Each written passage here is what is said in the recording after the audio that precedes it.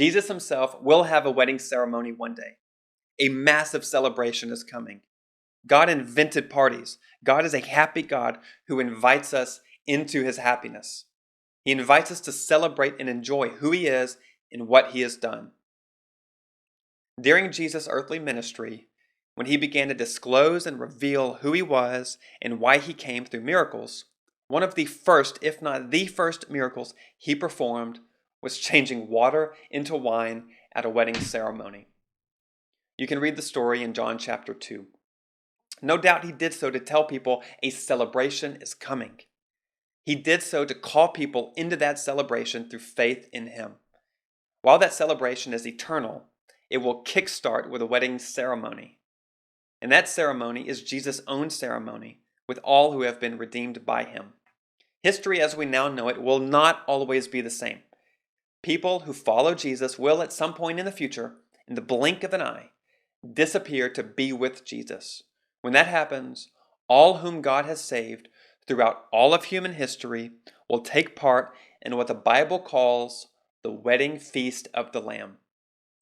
Jesus is called the Lamb to describe how he sacrificially gave his life on the cross to redeem people. I just want you to listen to how John describes the wedding feast of the Lamb.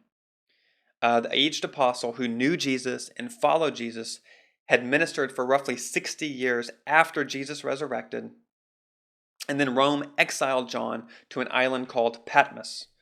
One day on Patmos, while he was praying, God spoke to him and gave him visions to record for God's people about the glorified Jesus and his future plans. Here's one of the final visions John received in Revelation chapter 19, verses 6 through 10.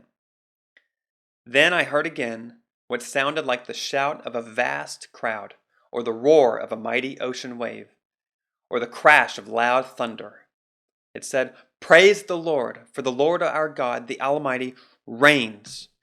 Let us be glad and rejoice, and let us give honor to him. For the time has come for the wedding feast of the Lamb, and his bride has prepared herself. She has been given the finest of pure white linen to wear, for the fine linen represents the good deeds of God's holy people." And the angel said to me, "Write this: Blessed are those who are invited to the wedding feast of the Lamb." And he added, "These are true words that come from God." Then I, John, fell down at his feet to worship him. But the angel said, "No, don't worship me.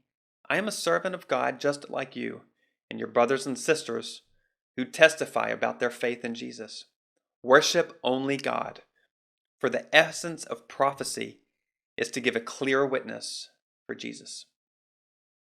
That wedding celebration will be the greatest in human history.